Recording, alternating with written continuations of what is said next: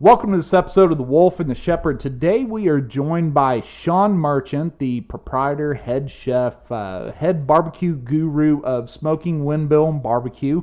Sean, glad to have you with us. Thank you for having me. Yeah, absolutely. Looking forward to kind of delving into, the Texas barbecue world. Not only just barbecue, because Sean, don't think of him as just one of these guys that can go outside in the backyard and run a smoker, especially in the days of the Traeger where, all that's automatic and anybody can go get a Traeger. Sean actually knows how to cook stuff. I know how to microwave chicken McNuggets, and I'm almost figured out how to do it. Well, actually, I've seen you eat maybe 6 times in 7 years. And normally you skip meals because you don't know how to use the microwave in like the office next door to us. I'm not sure that's true. It's very complicated. Yeah. Well, it is. I mean, there's always an art to cooking food. And in college, I used to charge my roommates money to buy, like all the ingredients, and I'll cook the food. And, I'd make, a whole ton of meals. But then I kind of skipped it for about 20 years. But there has to be an absolute passion in making good food. I mean, anybody can get involved in making mediocre food. And, right off the bat, I want to say, just like we said on the podcast the other day with our friend Bill, that, Sean, the food, Bill bought in for us from your restaurant the other day. I mean, it was fantastic. I'm not easily impressed with food. I'm really not, because I will routinely spend 90 minutes preparing a meal in terms of chopping stuff up, cooking it, using different oils, maybe even 3 different oils, cooking vegetables and meats and stuff. So it takes a lot to impress me. But the food, I mean, I've not seen the shepherd eat food like that in the whole time I've known him, actually. That night, if memory serves, I ate more of that than you did. Well, yeah, because you were using 2 hands and I was only using 1 hand to grab one piece at a time. Well, that's because you have those British manners and everything. Yeah. You were trying to be nice. I was just, hey, this is good stuff, and I'm just going to scarf it up as much as I possibly can. I just remember, actually, when I took that last piece, I saw that look of disappointment on your face, because I saw your hand actually reach halfway across the table. You did take the last piece. I did. Your hand was halfway across the table, and I just kind of went in there like a digger and just kind of got it and ate it. Yeah, you were so enamored with the digging of the holes. You thought your arm was going to dig that 1-inch hole to grab that last piece of meat. We almost ended the podcast over that. I was very upset that you took that last piece of meat, because that was. And you're lucky that Bill made it here with those bacon burn ends. All right. We've had customers turn around. The husband picks up food for dinner for the family, turns around, gets home. The bacon burn ends are gone. He's snacking on them. We always put them on the top of the sack, snacked on them. And then by the time they get home, the wife didn't have and the family didn't have anything to eat.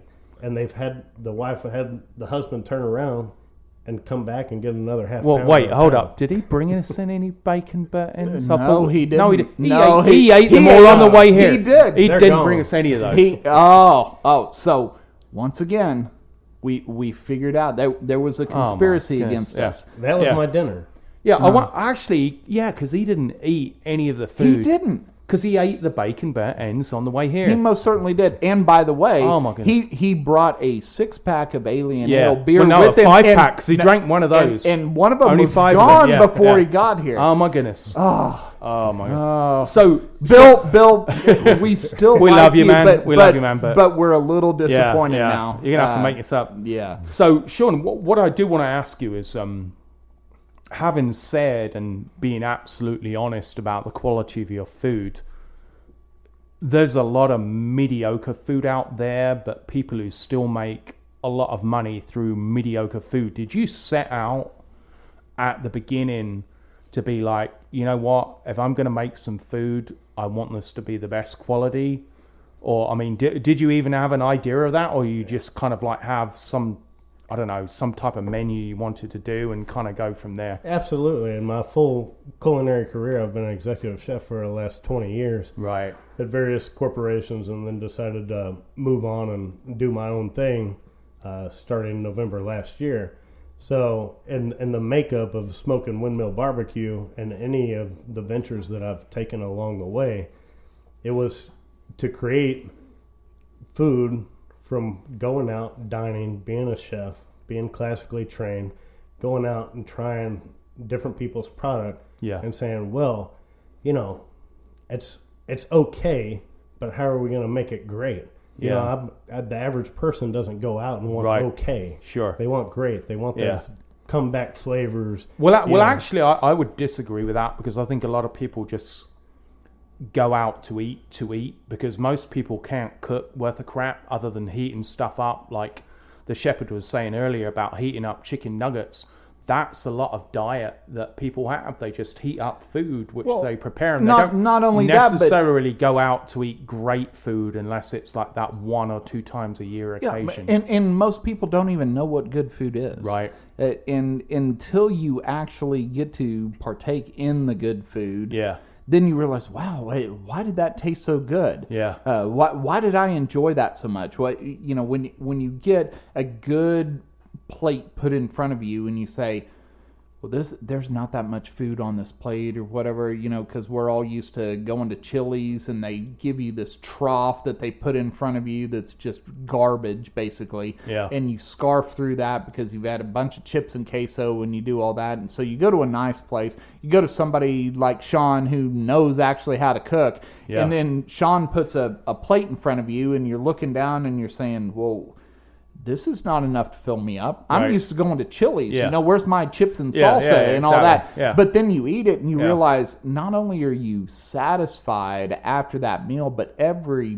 bite is just unbelievable.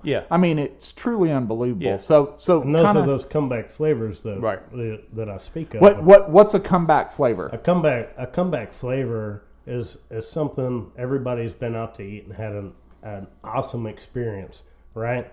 The service was awesome. The food was awesome. But every time that server came by and checked on you, you didn't even want to lift your head up to make eye contact because the food was so gosh dang good.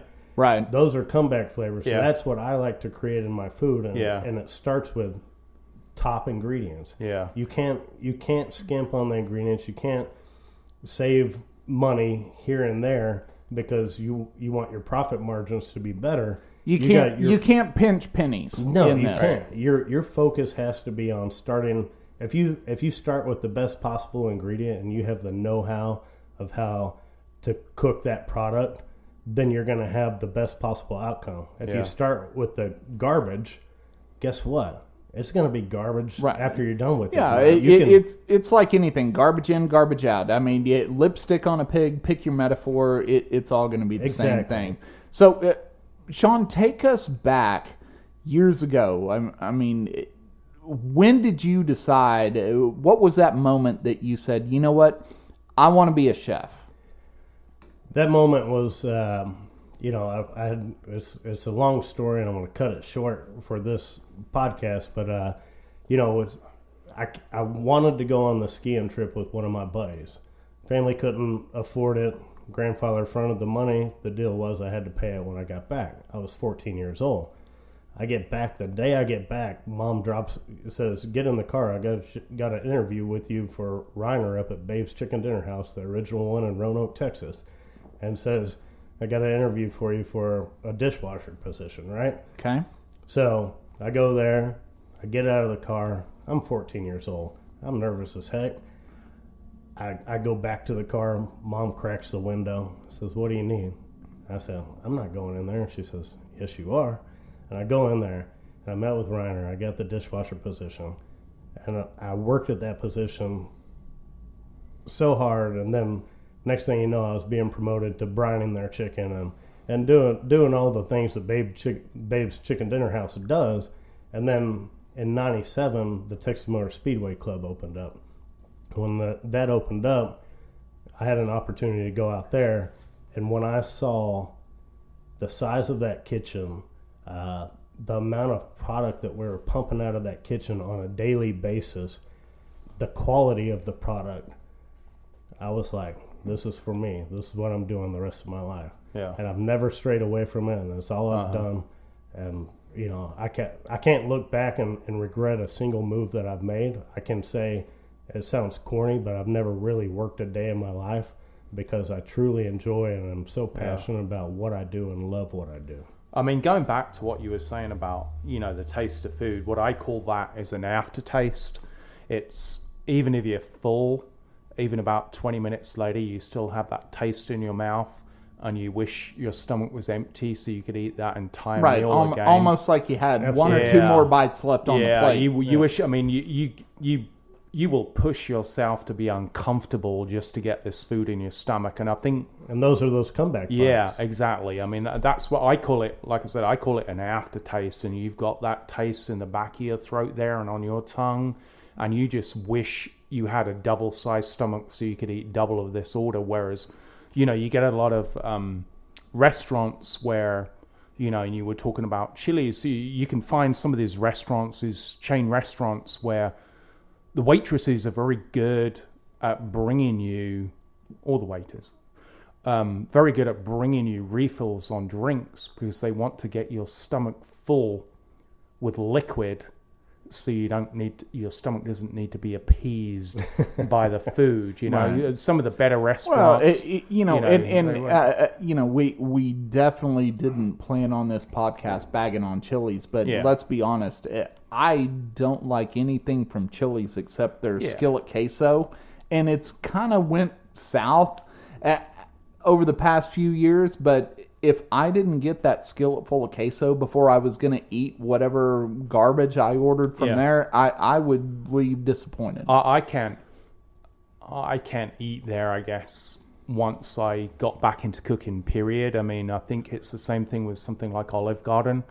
Growing up in Europe and actually tasting authentic Italian food, and then you go to Olive Garden, it's like, this isn't... Well, right. But you do realize you cannot take a date to Olive Garden because when you're there, you're family. So then you're committing incest. According to the commercial, yeah. So Olive Garden is out for dating. I'd have to find a date first. If you're taking a date to Olive Garden, there's something wrong with you. I would rather take a date to CC's, to be honest, or Double Dave's. Well, CC's is cheaper, but now we're digressing. Get us back on schedule here. Get it back. So, Sean, I just want to ask, you said how you got into it. When you got into it, what were you thinking in terms of you'd like to just work maybe in a restaurant that somebody else formed, and you be, I don't know, maybe aiming towards being a chef in that, or did you really think right from the beginning, I want to start something myself? No, I thought from the beginning that, in any career, there's those stepping stones. Yeah. And I wanted to create those stepping stones with mentors that I met along the way, whether it be at the Texas Motor Speedway Club or, any of the chefs that I've worked under, Chef Tim Love. I wanted stepping stones along the way. I didn't want anything handed to me. Yeah. I wanted it, I wanted to earn it, and I wanted, to build my career to where I could make the decision that I made this last year to open my own barbecue place. Yeah. Was opening up my own barbecue place my dream from the get-go? No. But it's something that I find challenging and that I've had enough of to know that with the science part of my culinary career that I understand, and the flavor compounds in food, that I knew that this would be a challenge. Just like I hunt all the time. I love cooking wild game. That was a challenge because so many times you hear people say, "Well, I don't like wild game." My saying is, anything is good if it's cooked right? Well, a lot of people give that, it tastes gamey. There's that gamey taste. Or I'm afraid to eat something that's venison because it has a gamey taste. Oh, absolutely. And I've had experiences, through my career, even with my sister-in-law, where, she swore she would not eat a wild boar to save her life. So we invited her over for dinner, and I cooked, wild boar chicken fried steaks. Okay. And when she was on her second helping, my brother said, Well, now back up. Did she know it was wild boar? Were you tricking her a little bit? She did not. We were. Okay. We What did you tell her it was?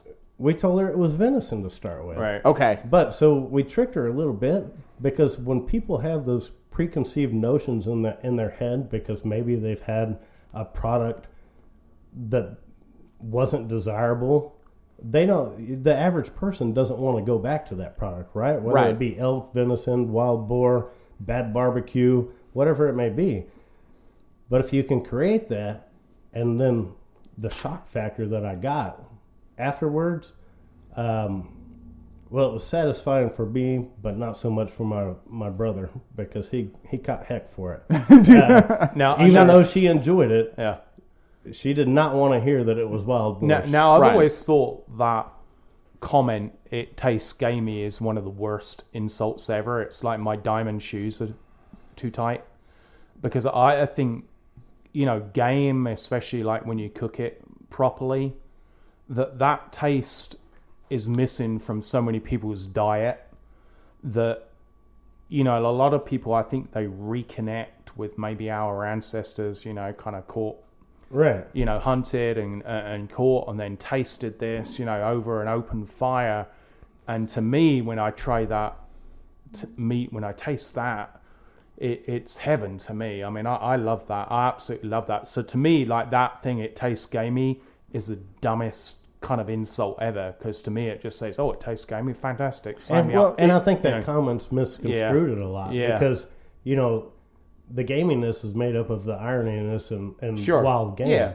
There's so many flavors out there to complement that, to where you can make it really enjoyable. But so many people, if you look through a wild game recipe book and everything, they're all standard recipes made by farmers' wives and everything throughout the centuries and everything. It's like, that's not the case. Now, we have you can make it very flavorful, sure, and complement those flavors. Now, on an offshoot on that, how long ago did you start? Did you start hunting after you started cooking, or was this prior to kind of? Well, we grew up on a farm out in Keller. Okay. All right. And so, with our family, our grandfather would take us hunting. And, right. So we grew up with venison and whatnot. Sure. Yeah. Now, one of the podcasts the Shepherd and I listen to is the Joe Rogan Experience, and he talks a lot about, hunting, bow hunting, shooting, and he loves elk, and that's something which I am still to this day.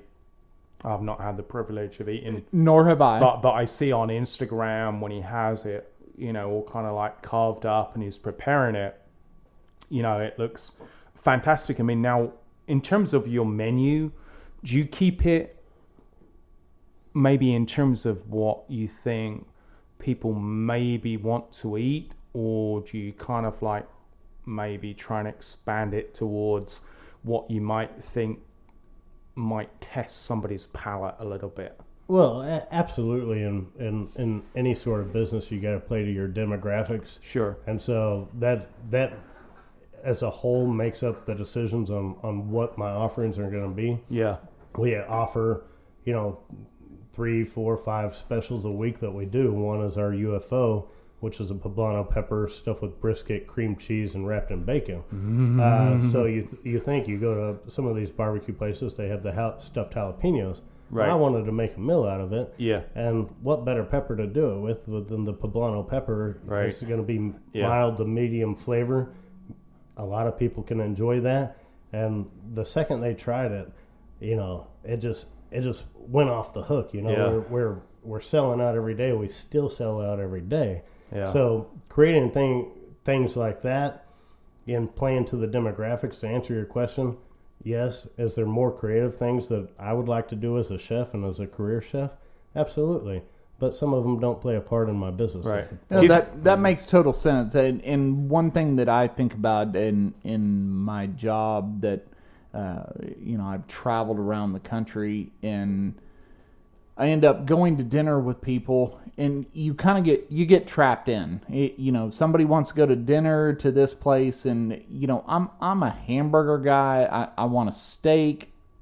I want a hamburger. I'm a meat and potatoes kind of guy.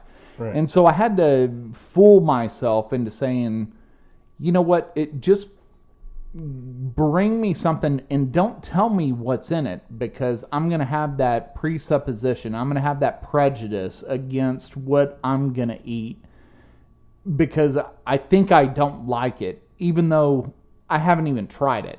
That I think there's a lot of that in the world, especially people going to restaurants. They get comfortable. They know what they like, that's what they want or whatever. Is there a way that you could see as a chef that you could trick people, and that's kind of a strong word, but is there a way that you could introduce, I guess, people into different foods that they might not be as comfortable with? Kind of like you were talking about your sister-in-law of saying, here we're cooking this wild boar, but then you're towing that fine line in a restaurant, because obviously you don't want a lawsuit because somebody says, oh, I thought I was eating this and then I ate that. But is there any tricks of the trade that you've maybe used to say, hey, here's this dish, and then once somebody figures out what it is, they realize, man, I really like that? Absolutely. At the last restaurant where I was a corporate chef, Bob's Steak and Shop House, we did a Safari Club would come in every January, and we'd do rattlesnake empanadas. And one of my servers came back and said, they were intrigued by the rattlesnake empanadas, but they said that's crap meat. And I said, really? So I made them up a plate, and I took it out. I said, this is on me. And they said, what is it? I said, don't worry about it. Just try it. Let me know how you like it. I went back out to the table after they had eaten every single bite, every single rattlesnake empanada on that plate. And I went back out. I said, how was it? And they said, it was phenomenal. What was it? I said, it was rattlesnake empanadas. That's the crap meat that you were talking about. So it really was rattlesnake. It absolutely was rattlesnake. So not to get too off topic here, but it reminded me of something else I wanted to ask you. So your normal person that goes to a restaurant, right, and they're sitting there and they're eating their food, and they want to say, can I talk to the chef? Because they've either enjoyed their meal or they didn't enjoy their meal. As a chef, when you hear from the server or however you get that message delivered, right, what are you thinking as you're getting this message delivered that, table number 6 wants to see the chef? Is this Karen? Right. Karen at table 16. And we're going to go both ways, right? Because there are people that, want to compliment the chef, right, and there are people that want to say this was terrible. So walk us through that as far as, number one, as a chef, what do you feel like when you get that message that you're going to have to go out to a table? What goes through your mind? And then positive and negative, what happens? Well, automatically what goes through your mind is, okay, are they having a positive or a negative experience? So as you're walking up to the table, you're trying to figure out, is this a compliment or a complaint? Absolutely. You're judging body language and everything, and as you walk up to the table, you've judged their body language, so you can tell. And you want, no matter what, we want to appease our guests. Sure. Hey, everybody has a different palate. Everybody has different likes. So you can't go out there, you watch all these TV chefs and everything, and they want to be the hard ass, right? Mm-hmm. Well, guess what? Business is business. You go out there, you talk to the guests, you figure out, if they enjoyed it, then guess what? You end up having a 30-minute conversation with them, maybe a beer. If they didn't enjoy it, you get your butt back to the kitchen and you make it right. Even if it's something that you have to prepare a little bit different than how you would normally prepare it, you want to appease them and take care of them tenfold, because at the end of the day, the F&B industry is a challenging industry, and unless you understand that and you can grasp that, you will never be successful at it. Are there a lot of people in your industry that can't grasp that? Absolutely. And you see the restaurants fail, and it can be from a management aspect, it can be from a food quality aspect, it can be a combination of both. But you truly, it is a business, and you have to understand that you're there to appease whoever may be in front of you, and they might not like it exactly how you served it the first time. But I'll be go to heck if the second time it ain't going to be perfect for them. Well, I think you have a lot of people who complain in restaurants that perhaps regardless of wherever they want, there's some other factors of why they complain, because or they just want to complain. Yeah, unless they could be having a bad day before they got there. Exactly, unless you have a service breakdown, like their food's not what they ordered, it took too long to get to the table, this type of thing. I mean, I think just like the shepherd just said, those type of people, they're always going to complain wherever they go. And I think in any type of service industry, as long as you reach those metrics of good service, you can't be, kind of dissuaded in what you do by those people who want to complain about everything. Because if somebody orders a meal and they don't like it, that's not necessarily on you. Now, if the food's not well prepared, it takes too long to come to the table, I can get the complaint. Right. But if they don't like the taste of it, that's not really on you. They are the people who ordered it off that menu. It's just like if they went into a grocery store, bought something, took it home, heated it up in the microwave and didn't like it. They can't go back to the store and say, hey, I bought this meal I didn't like it. No, you're wrong there, because my wife will buy pickles from the store, and if she gets them home and she doesn't like the pickles, she's returned them to Kroger. Well, but she's persnickety. In the restaurant industry, there's always a way to diffuse that. Yeah. If you see a guest, like we're mostly carry out at Smoking Windmill Barbecue. Sure. And if you sense tension, and with my crazy sense of humor and my business partner Dennis Bomar's crazy sense of humor, we can most of the time diffuse that and get them in a great mindset to where they're going to enjoy our product. Now that's part of it. Yeah. Now, do you think with your food, do you consider it, I guess, authentically Texas, or do you not like to really identify it in terms of? No, that's a good question, because there's so many different versions of barbecue, and of course, I'm gonna speak for you, Sean, and speak for you, Walt. But we love Texas barbecue. And Texas barbecue is the best barbecue. Yeah. And so, you've traveled a lot again before COVID, and you like when you go to other areas in the States. And they say this is barbecue. It's like, right. Sure. I've been to Kansas City. I've been taken to what has been considered the best Kansas City barbecue. It's not as good as Texas. I've had plenty of barbecue, and I always look forward to coming back to Texas, because we do have the best barbecue. Yeah, and I think if you take a twist on that, and so if it might be a North Carolina style or whatever. If you notice, which is what, by the way, with this, Kansas City is more like vinegary, right? Well, they walk us through that. The Carolinas are a lot of vinegary sauces. Yeah, some of them introduce mustard, like a mustard vinegar sauce or whatever. So by being creative and being able to. We make 100% of everything we do on site, from our barbecue sauce to every single one of our sides, 100%. The beauty of it is you can mash those together, and it's at the end of the day, it's still Texas barbecue. Right. But when people try my barbecue sauce, they can't put their finger on it. It's like it's a mix between maybe a Northern Carolina sauce, but it still has that Texas feel and the viscosity to it.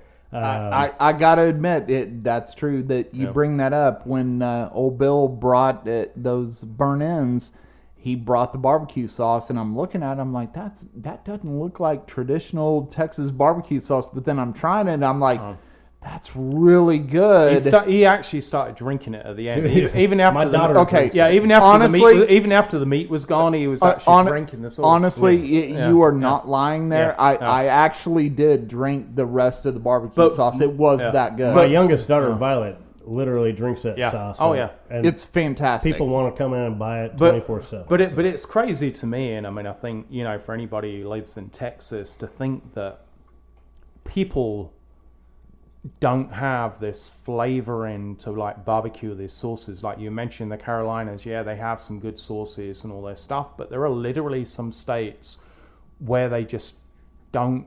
I don't know. Canada has terrible barbecue. That's a different I country. hate Canada. Different country, mate. But let's talk about wood. Yeah. Right? So we're a little bit different, but we utilize pecan wood and cherry wood. Right. And speaking of the scientific part of what I like in my culinary career is, with pecan you can get some astringencies come across just like you can maple and hickory and post oak and all that. Yeah. But I cut it with cherry wood. And Right. I guarantee you there's no one else in the immediate area that utilizes any cherry wood smoking Texas barbecue. Now, let me interject with that. Now, you've obviously got a barbecue at home, right? Now, do you use the wood pellets or the different flavored wood pellets when you do meats, or do you I don't have it at the house Oh, anymore. yeah, I got a $20,000 smoker All right, up at work, and it's a quarter mile Right. from my house, and, Yeah. and that's how I do it. So if you were going to come, let's say to my house, right, and I've got an old school offset smoker, and you're going to say, Max, I'm going to teach you how to smoke wood. Or smoke barbecue or whatever, and I'm going to tell you the wood to put in your smoker. What are you telling me to put in my smoker? Right. So I like, with a lot of the woods, the pecan, the mesquite, the post oak that we are most well known for here in Texas of smoking with, like I said, there are some astringencies to that wood. I like a balanced flavor. I don't like waking up at 2 o'clock in the morning burping up what I ate at 7 o'clock at night. Right. So how do you counterbalance that? You counterbalance it with a softer, sweeter wood like like a cherry, and then you achieve that flavor profile that it achieves that comeback taste that I've been talking about, and it also achieves a more mellow smoke that it balances on your palate, but it's not something that you're going to be burping up in 6 hours after you eat it, because I don't think that's desirable for anybody. So that's pretty much in the barbecue that I'm doing. Anything, if I've gone to a barbecue place, I've been to the top ones throughout Texas, and they're great, but I always want to take away something from it, and how to make it better. What did I not like about it? Was the quality of meat? The flavor was great. The quality of meat was not so great. So it goes back into talking about starting out with the highest end product that you can, and we can go into that with our Grass Run Farms brisket that we use. Right. It's 100% grass fed. Well, that was actually going to be the next question I was going to ask you in terms of like the source of your meat. Is it grain-fed cattle, everything else? Because obviously that, you're going to get a much better quality of meat going through that, right, the absolutely. livestock. So. And so over the course of opening up our restaurant, we must have tried over 20 briskets that we were sampled on. And the key was how the fat rendered, right? And I found in the specific product with Grass Run Farms out of Omaha, Nebraska, that since it was grass-fed, and people look at grass-fed, from back in the day when it was total garbage and hardly even palatable, right? But the fat rendered so much better, because it wasn't grain-fed, right? So you had that rendering, and then the richness of the meat, of the flavor. When beef bouillon cubes are made from beef, right? When you eat a quality piece of beef, you should feel like you're eating a beef bouillon cube without all the sodium, right? And once you achieve that, you have what we have. And so we found this product with Grass Run Farms out of Omaha, Nebraska, and it's a phenomenal product. It's very limited, and it's limited to myself and 2 other customers in the Dallas-Fort Worth area. and it's that way for a reason. It's Yeah. a small farm, and we pay a premium for it. Yeah. But we want to deliver that quality and that product and the passion that I have behind it. We want it to show through. So we started by paying a premium for our meat. We serve all prime beef. Well, that's why I was asking. I mean, the difference between grain-fed and grass-fed. I mean, the difference when you get like, you know, the level of LDLs, you know, in meat when you eat it, when you get people who eat a predominantly, you know, carnivore diet, that, you know, there's meats you can eat which are very good for you and meats you can eat which are very bad for you, but a lot of the time it depends on the diet of the animal while it was alive. It's crazy you brought that up, Wolf. Ours is a never ever program, so they've never been given steroids, they've never been given hormones, they've never been given anything except what nature provides. A lot of farmers don't do this because you have the risk of losing, you know, heads of cattle, right? Yeah. Uh-huh. Heads of cattle equals money. Right. And so you don't have that many people doing it, but that's where you pay the premium. The ones that do it, people do want to eat healthier. They do want, you know, no additives in their meat products. They don't want the steroids. They don't want, you know, all that stuff that's been pumped into our products in the United States forever. The They're getting away from that. Yeah, absolutely. We don't want anything synthetics. We don't want anything artificial. Absolutely. It makes total sense. Yep. Makes total sense. But it just worked. It seemed to work out. I mean, every single program out of the 20 briskets that I talked about that we tried before we opened up, all fell under that category. Yeah. The difference was the grass fed. Yeah. And I promise you, it was the last one I tried because I had grass fed back in the 90s, and it was god awful. This was the most phenomenal brisket that I had ever tried, and I can literally eat two strips of it, 2 slices. That's it. Yeah. Because I'm full after that. Right. It's that rich of a product. Yeah. And the fat just melts in your mouth versus a grain fed where you kind of get that marbly feeling in your mouth where the fat's just it's not broken down. Yeah. And you know, it goes back to me saying every little place that I tried, what did I not want in my barbecue? Right. And that was one of the things. Well, I wanted that fat to be palatable. Yeah, I mean, this is one of the big misconceptions about people think that animal fats are bad, but, you know, our ancestors for, you know, 500,000 years, you know, ate the animal, you know, and ate different organs, you know, whether it be the heart, liver, everything else. But, you know, people think, oh, you know, vegetable-based diets are the way to go, but you look at vegetable oil, it's one of the worst things on the face of the planet for you. And compared to, you know, the fats in, you know, animal meat, I mean, it's not even a toss-up. I mean, you get plaque building up in your arteries from, you know, this continual consumption of vegetable oils as opposed to, you know, as long as you're keeping relatively healthy, you're getting some kind of exercise, you're getting some nutrients that, you know, animal fat is not actually bad for you, and your body can deal with it very well because we've had 500,000 years of being able to deal with this in our stomachs. That's 100% true. You know, whereas these concentrated fats, you take things like, you know, corn syrup, all these other things. I mean, our body was never designed to actually deal with those type of things. Yep. You know? Exactly. So if you were to come over to my house right now and you were to tell me, I'm going to teach you how to smoke a brisket. Walk me through that. I'm just trying to smoke a brisket for my family. I'm not running a restaurant. I'm not trying to be Sean, right?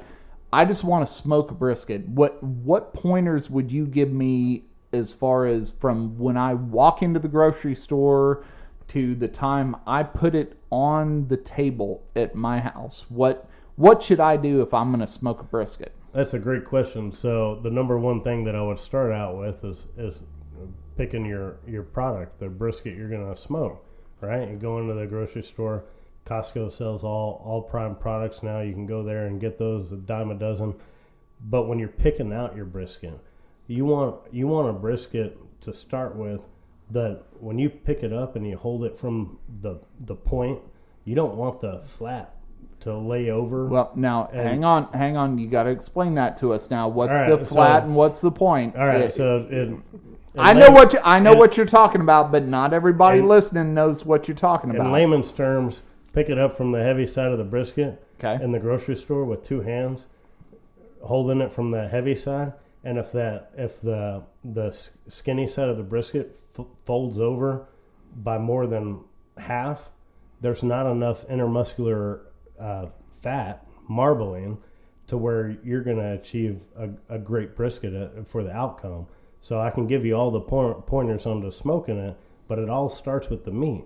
So you got to be able to pick out that right piece of meat. You want it to lean a little bit when you're holding it from that heavy end.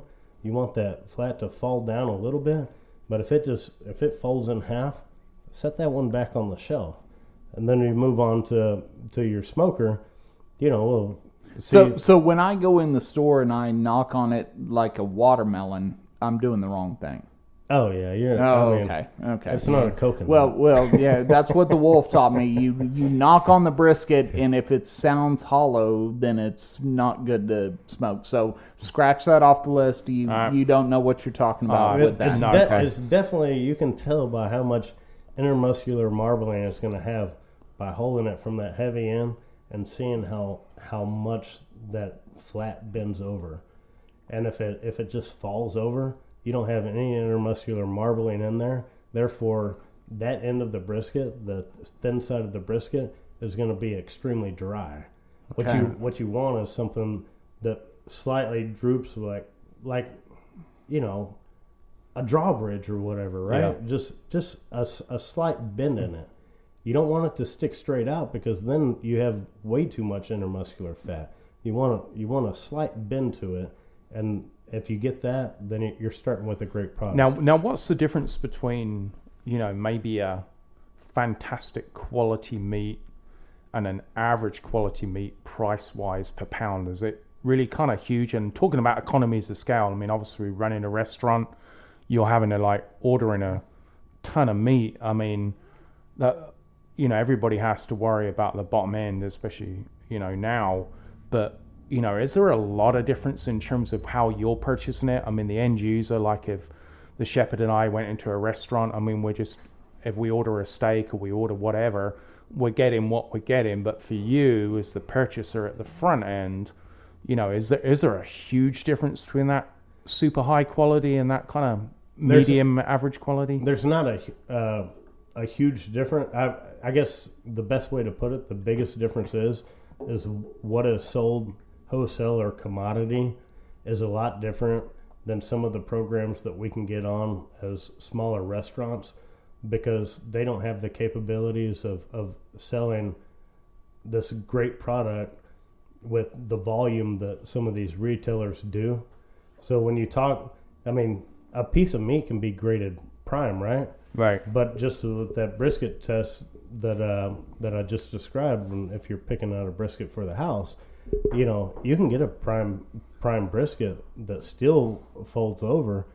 It's graded prime, it's graded on the cow. It's not graded after it's slaughtered. But I think there's a lot of people that don't even understand that, like you say, the prime grade. You see that, what is it, the USDA prime choice or whatever, and you kind of get fooled with advertising.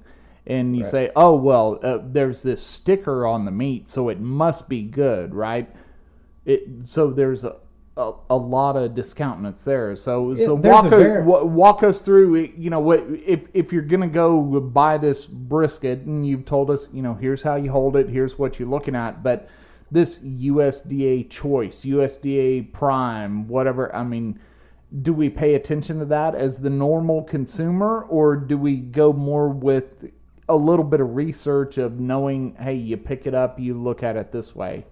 Well, since the cattle for whether it be put out as select, choice, prime, you take that in consideration. That's a great grading program, but you're still going to have some prime that's not going to grade out as high as other primes. Right. This is the product. When people think of prime, they think of choice and all that. Yeah.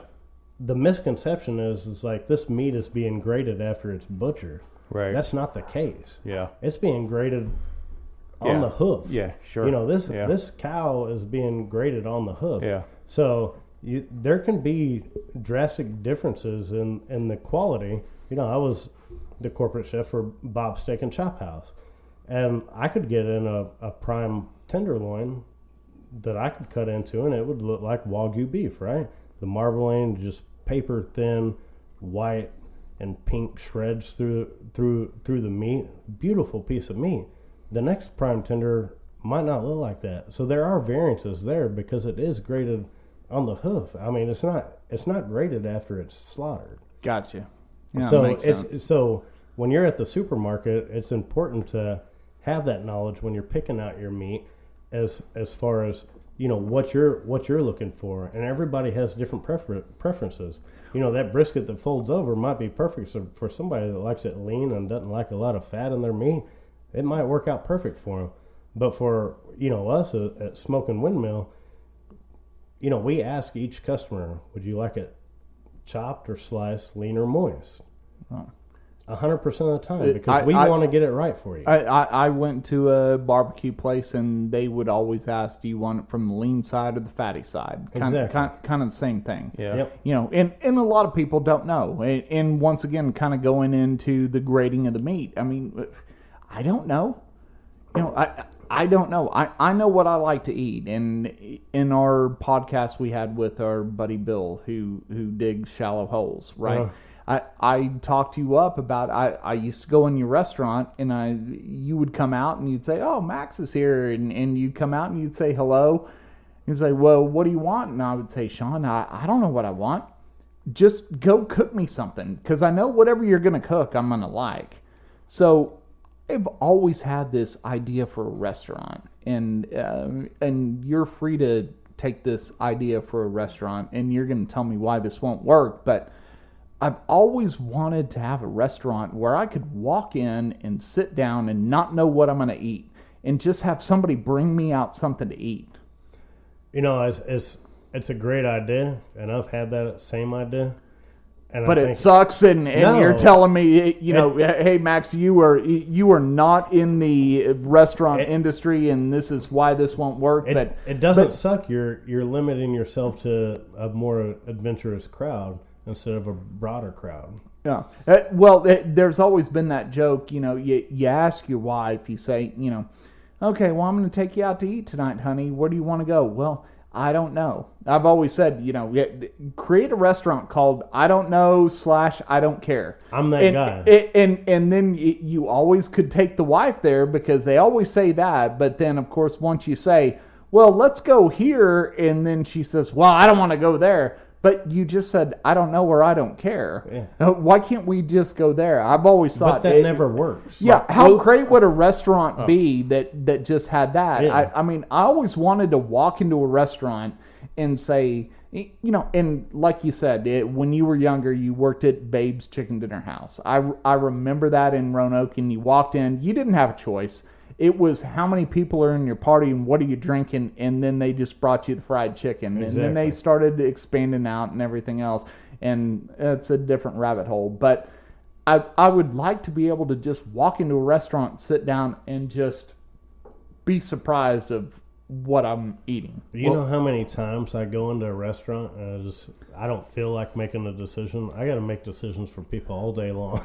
Well, okay, so you know what? I tell the server. Right, I didn't even think about this. So as a chef, when you go into a restaurant, how do you order food? Well, if I'm picking the restaurant, it's going to be an hour to 2 hour process, because Clarissa and I don't go out that often. Fair enough. So, but okay.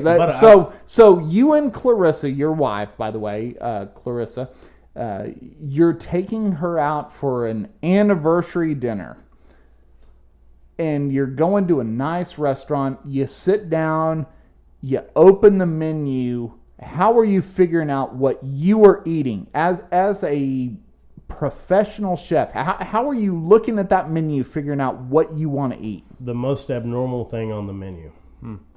So why? What I can't get anywhere else, because I want to try it and I want to see how they prepare it, and then that's where myself being a chef, where I can get creative and say, I had this. It was good. Lobster Or it was- testicles and Muppet eyeballs. Or it was Yeah. great, and I wanted to play off of it. But I'm always looking every time I go out to a restaurant, and why I have such a hard time finding a restaurant is I want something different. I don't want the normal fare when I go out. I can cook all this stuff myself. So a lot of times when I go out, I might not feel like making a decision. I look at the server and say, "What do you recommend?" And I said, "Don't tell me the most expensive thing on the menu. Right. What's your best thing here?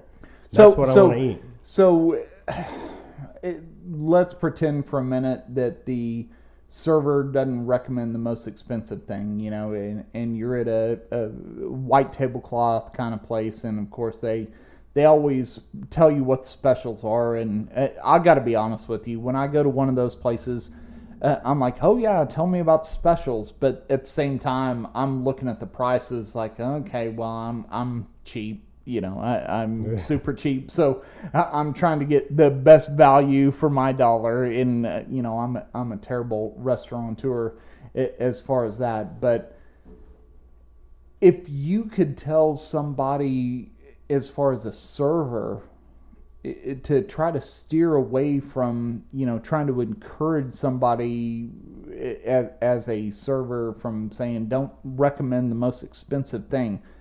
What did you say? And I keep saying, I say this in theory, and I've known, you've had these restaurants before. So what was your communication to the servers of saying what to recommend? So, by the way, 2-part question. How can a person trying to attend that restaurant know if they're just trying to recommend the most expensive thing on the menu, or the server actually knows what they're talking about? It's a great question, and one that I've tackled at every restaurant that I've been at, and it's about training the servers on the product knowledge. And at the end of the day, if a guest, say if it's a steak, and what do they normally go towards, and it's a fillet, well, just because we have a bone-in ribeye that sells phenomenally and people enjoy it, it's obvious that individual loves a leaner cut steak, right? They don't want a ribeye. I don't matter if it has a bone on it or not. They don't want that. So even if you sell them on it, they're not going to enjoy it. So I think the number one key to your question is tapping in to your customer, having those conversations, and then steering them in the right direction from there. If it's somebody that's undecided or maybe pickier than others, like myself, when I tell a server, it's like, whatever you recommend, don't even tell me, just surprise me. That's how I am. I'm adventurous like that, and as long as it's cooked good and it's a great quality, it's not going to matter to me. But that's not the case for the majority. Do normal, servers or whatever, do they hate the fact that somebody like me or even like you, and of course we're completely different on this, but I'm going to take somebody like me. If I say just surprise me, do servers typically hate that? I wouldn't say so. I think I've had a lot of great servers that have worked under me over the years that embrace that and utilize it as a challenge to give their customer the best experience they can have, because at the end of the day, that's what they're getting tipped off of. Right. If they have a crappy meal, never mind the chef going out to the table or whatever, at the end of the day, it's reflecting on the money that they're putting in their pocket at the end of the night. So if you do the research and the training with your staff about what your product is, this is how it eats, and educate them that way, then they can steer the guests in the right direction. Right. So why do we not have restaurants where a server comes up and asks a question? Let's say I'm out with my wife, right, and says, okay, what do y'all like to eat? It's always, have you ever been here before? And then you have that uncomfortable conversation like, yeah, I've been here. Oh, welcome back. And like, okay, wait, why are we going through this, right? Right. Why do we not have restaurants that say, hey, thank you for coming. What kind of food do you like? What were you expecting to come here and eat tonight? because I want to present you with something that you might like to eat. Why? Because I can be honest with you, Sean, I've been to tons and tons of restaurants, but I've never had a server come up to me and try to tell me, hey, I've got an idea of what you might like to eat. Why do we not see that? Can I interrupt there real quick? No, you can't. How long does it take you to work out that a server really knows nothing about the menu or the quality of the food, and you realize they're just kind of reading off a script? On their 8th day of being employed, when they have to take that menu test, Right. and they can't tell you anything about it, and they get all the questions wrong, guess what? They're never going to work out because they've never taken it serious. Yeah. I mean, if any one of us in this room started a job and we were asked questions, whether it be food or whatever area industry you work in, if you showed up after 8 days of being trained and you could not answer the questions on the test, that shows me you have zero dedication to the choice that you made in this business. Because I hate when people read you, oh, here's the dish of the day, and it literally sounds like some type of regurgitation, and they don't really know kind of about the quality of the food. It's just, hey, we've got this stuff left over, and the chef has kind of made this thing, and you don't know how good it's going to be. I mean, I know you said you worked at Bob's, and I love Bob's. I mean, I lived in Grapevine for about 5 years, but then I learned to go to Central Market in South Lake, and I learned how to flavor steaks and everything else, and make steaks which tasted as good as Bob's for, maybe a fifth or a sixth of the price. And again, that's nothing against Bob's. I mean, I would take anybody there. I mean, fantastic steak. But, I think once people get educated and their palate changes, just like both of you have said, that, if you had that surprise me, because you want, to expand the taste. I mean, we all like eating the things we like to eat. Sure. But every now and then we want to expand that palate and get extra experience. But one thing we're missing, especially in the United States, is what used to be an event to go out to eat. You have all the chain outfits, you have the drive-throughs and everything, and it's just a meal delivery system. It's sustenance. You're just doing that. And there's so many restaurants, to me, that I feel like they're missing out on the fact of giving somebody an experience. Because if I would go in, like I'm describing to you, and I would say, hey, what? Somebody asked me, hey, what do you like to eat? And I kind of say, well, I'm a meat and potatoes guy. I don't really like vegetables and whatever. And then they bring me out something great. The next thing I'm going to do, boom, I mean, just like that, is I'm going to tell everybody else, look, I was able to go to this place and I was able to say, this is what I like to eat. And they brought me some great food. Exactly, and you, like I said before, you can't fight against the guest's wish, right? At the end of the day, you want them to have the utmost experience. So, Smoking Windmill Barbecue, we ask 100% of the questions. The guest might feel like they're answering 1,000 questions, and sometimes they laugh and like, you got any other questions for me? I'm like, yeah, can I get your last 4 of your social security number? Right. It's like, but we're asking those questions to make sure that we get it 100% right for them. Because at the end of the day, it's not about what I like. It's not about what you like. It's not about what you like. It's about what the customer likes. Sure. And we can appease that by a simple conversation. And when you come into Smoking Windmill, the conversations that we have with our guests and the way that we interact with them, you can go through social media and all of the scoring systems. You're going to have a phenomenal experience. You're going to feel like family when you walk in there. And you're going to be family when you come back in there. And that's what good. We like to create. And there's not enough of that right now. There's not. There really isn't. And the fact that y'all are actually doing that is great. Because, here we go again. Hate Chili's. But, I don't get that feeling when I go to Chili's. Yeah. To me, it's like a drive-through McDonald's. It is. But sitting down for a drive-through McDonald's experience. But one thing I wanted to ask you, what's the best advice you have ever had from a mentor in terms of how to set up a restaurant and do your own thing? That's a tough one because being the corporate chef of Bob's and having the opportunity to set up restaurants with maybe an existing hotel, had the space and being able to maximize the space and make the best of it and make it the most efficient kitchen. That's what I took a lot of pride in. So I used the Carlsbad Bob's location at the Omni Resort down there. I was given 37 feet of space to work with in a single line, 8 foot wide, to fit everything in to produce everything that Bob's did to the quality that they produced it to.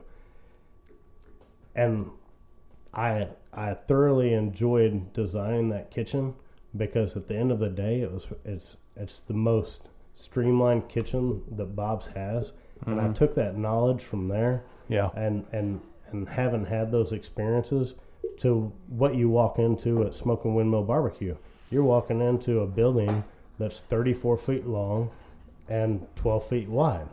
But guess what? I've made the best of it. I mean, it's the most efficient place you're going to walk into. Yeah. You got a smoker out back that holds 72 briskets at one time. But being able to work in those tight spots. So I guess the best way to answer your question is when you have a boss that tells you have to make this work in this setting. That was the best advice I got, and that would be from Steven Rosenstock. Right. And I had to make it work, and that was a challenge that I embraced. And I always use. I was just talking to a couple of chef buddies yesterday that come up and visit me, and I was telling them the exact same story because that kitchen there in Carlsbad, California, in Southern California, is my pride and joy for the space that I had to work with. Yeah. And knowing how efficient that kitchen runs now. Yeah. Now I have to ask you this question, and I wanted to beat the shepherd to it because if he doesn't get the age of COVID into every podcast we've done this year, then he can't sleep at night. Obviously this came out of nowhere for us all, but how has COVID affected you in terms of how you've had to do your business? I mean, obviously you're still running, and a lot of people have fell by the wayside, but how long can you see maybe if this goes on and there's more shutdowns? I mean, exactly how are you going to adjust or evolve your business to cope with, By coincidence, COVID was a blessing in disguise. We opened up at the end of November 2019. Right? Most businesses would say that's the worst possible time you could have ever opened up. For our business, since Smoking Windmill was built based off of the majority of our business carryout, we have a 24 by 80 foot deck, and that's great. And we love to utilize it, and we utilize it for a lot of purposes, bands on Fridays and Saturday nights. Right.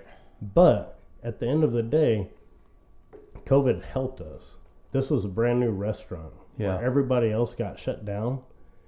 We didn't get shut down because we were already geared towards carry out service. Right. So the amount of business and exposure that we got in those first 6 to 8 months of being open are invaluable. Okay. It could never be replicated again, and it's by pure luck. It wasn't by plan, obviously. None of us knew this was coming on, but we got that exposure early on. Everybody else was closed. So where are you going to go? Yeah. You're going to go to the places that are open. Well, we're a brand new restaurant. Now, do you do delivery and stuff? We do. We don't deliver anymore. We were doing that for a short time. What we do is we do have some catering options where we'll deliver the product. At this point in time of our business, we don't stay on site. Right. But we'll deliver the product, or it's a pickup program for the Texas Pistols select volleyball team. 2 weeks ago, we did 200 chopped brisket sandwiches. Wow. Right? And they picked them up. We do that delivery. We are in the process of trying to acquire a catering trailer, and it would have the same smoker at a smaller scale on the back of it than what we operate with now, because our whole end game and what our business is built around is the best quality product that you can get fresh every day. So when we sell out for a reason. That's what we projected for the day. Selling out is good for us. Sure. At the end of the day, we're not serving product that was left over from the day before or the day before that. Everything is fresh when you come in, and we're never going to stray away from that. People ask me about a brick and mortar. I'm not doing a brick and mortar. I'm staying in this footprint. We are going to expand, and we are going to have other locations, but it'll never be a brick and mortar style. Right. It'll be in this concept. Yeah, the shepherd and I just want to say at this point, if you do have 2-day, 3-day-old meat and you need to get rid of it, if you want to drop it off here, well, we will 2-day-old eat it. meat Yeah, to yeah. me, 3-day-old meat Yeah. to you. It's premium, yeah. We will still eat it. So what's your future thing in terms of, do you just want to grow this one thing, or do you have expansion, franchise on your mind? What? So that's a interesting question, because my business partner and I have been talking a lot about this in the last few weeks. Yes, we want partners down the road. We don't want a franchise. As soon as we franchise, it'll become like every other franchise. The quality goes down. Mm-hmm. We refuse to do that. We want our finger on the pulse 100% of the time, and we want money in every single operation versus a partner or a franchisee putting in 100% of the money. We want our finger on the pulse. We do want to expand. We will expand. And it's going to take the right setting, just like what we have up there at Area 114 with Martian Margaritas and Smoking Windmill Barbecue. That was a prime opportunity, prime location, and we're going to look for those, and we are going to expand in the future, and we are going to find partners in the future, but we will never franchise. Good deal. I like that. So, my mother loves well-done steaks. Yep. How do you feel as a chef about when you see a order for a well-done steak? Everybody has their own personal preferences. If you ask me that, 20 years ago, in the infancy of me being an executive chef and coming out of school and everything, I would say the opposite. But at the end of the day, now the challenge is how to create the best well-done steak. The best well-done steak is not leather. It can still have juice in it. It doesn't need to be pressed. Right. It doesn't need to be treated as any other steak. If you went over to my parents' house right now with a prime cut of meat, using a random stove or a random grill, you could cook my mother a well-done steak, and she'd be extremely happy with it. It'd be the best well-done steak she's ever had. Yeah. I don't doubt that. And that's the thing, you have to understand. Because there's a difference between suntan and cremation. You know, and I think that's the thing. When people think of a well-done steak, they think of cremation. Right. But it really it's a burnt piece of meat. Yeah, it's a third bat from that when you talk about well done. Look, when I grew up, my father taught me you have a steak medium well. Right. And that's where I always ate a steak. And then I kind of traipsed into the medium area. And my father always told me, it's not done. And now I get it medium rare. Yeah. Every once in a while I'll do rare, but I'm not a huge fan, but I'm more of a medium rare. Yeah. But I remember taking my mother to nice steakhouses and everything, and she always orders a filet. Yeah. And she wants it butterflied, well done. I was exactly, and that's always what she orders. I was exactly the same way. I mean, I think until I was like in my mid-20s, if I ate steak, the cow pretty much had to die in a barn fire. Like you picked out the bones and there's some meat left, and that's how I'd eat it, because I didn't know any better. I mean, you just cooked that way. But equally, then I didn't know about marination, about spices, and depending on how you have the meat, spices and marination take a whole different effect on it. And again, that affects your palate. Some people, again, this snobbery comes in about, having a well-done steak, but spices taste very, very different on a well-done steak, especially if they're sprinkled on there and stuff before, while you're cooking. So I mean, Makes it's sense. everybody has their own preference, and I don't think there should be a snobbery with it. But No, and there shouldn't be. And when the individuals in the kitchen are being trained, it's like just because it comes in well done, yeah. you got to cook that with as much passion as you do a medium rare. Well, or medium. it's actually harder because you get It's past that. absolutely. When you get past that tipping point, you really have to watch that to make sure again it's not cremated. Whereas Absolutely. getting up to medium, I mean that's okay because you can there's some play there. Yeah. And that makes total sense. And there's a lot of play there, especially if you're resting your meat. We're getting off of the barbecue, but Right. if you rest that product and pull it off at medium well, by the time it rests for 10 Yeah. minutes, it's going to be well done, and you're going to retain all those juices. Now no, let me that ask. makes sense. Sorry. So let me ask you this: how do you promote yourself at the moment? Do you do a lot of social media? Is it like word of mouth? For the moment, it's word of mouth. We do have our Facebook page, which we have a ton of followers on that we love dearly, that have supported us over the last year.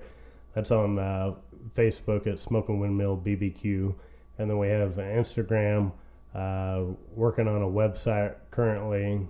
We've done sponsorships with different, volleyball and things within the community. Sure. But for the most part, during the first year, it's been social media with Instagram and Facebook, and then just local presence and putting your product out there and doing the best job that we can do on a daily basis to make people realize is like, you got to drive to Aurora, Texas, 100 North Madison Drive, and off of 114 and try this barbecue, because I guarantee you, once you do, you're not going back to those other places. I mean, we'll get all those links, on our Facebook page and stuff, because as I said, I mean, I don't take food very lightly. I mean, it takes a lot to impress me in your food, Sean. I mean, it is top notch. It's top quality. I mean, I would drive. I mean, I know you're not 45 minutes or an hour away from where I live, but if I was taking somebody to eat good quality food, I would take them to your restaurant because your food is fantastic. Well, thank you. And we'd be happy to give them the full tour. A lot of people ask, since it's such a small building, it's like, do you smoke on site? It's like, heck, our smoker is almost half the size of our building. Yeah, we smoke on site, and I open up that back door, and there's this huge stainless steel old hickory smoker right in their face, and they're like, these guys are doing it right. Well, yeah.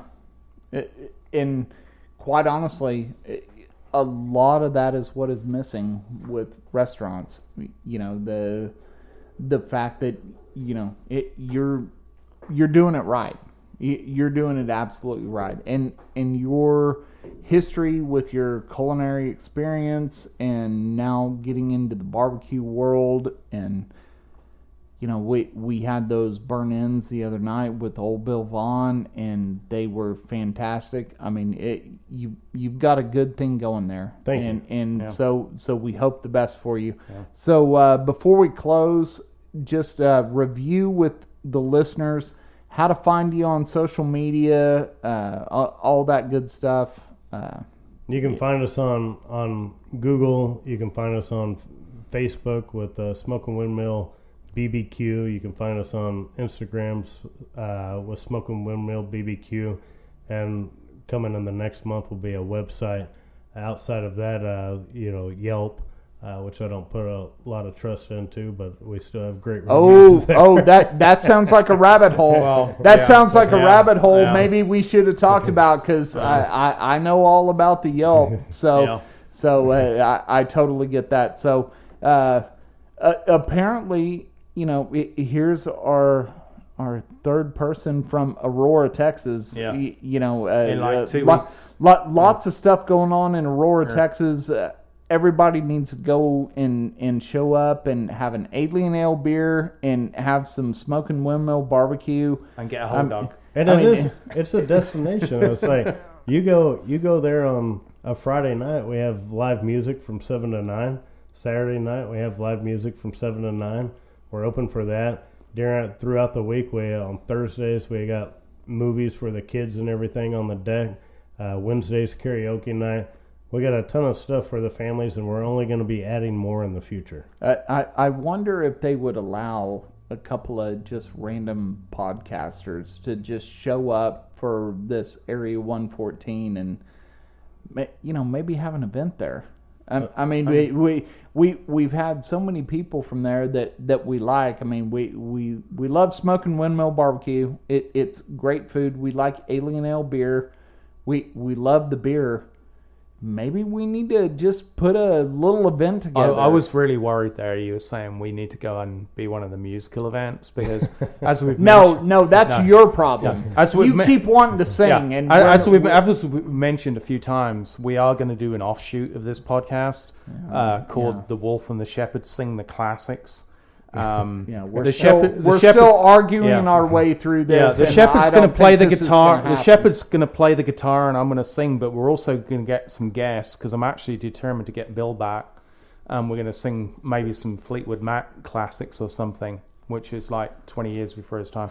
But I just figured, we may as well make the most of it. But the point is, we want people to actually listen to this, right. And if they keep hearing you sing, we're going to scare them. Well, away. I figured if he's got an outdoor venue, I figured we could push them back into the bar to drink more liquor, and he's actually going to make more profit on that than them sitting outside nursing their drinks. I sing when I'm back there chopping briskets and everything. Yeah. No one's complaining. They find it pretty humorous, but other than that. Well, great. Well, Sean Merchant, thank you very much for joining us today on this episode of The Wolf and the Shepherd, and we'll catch y'all next time.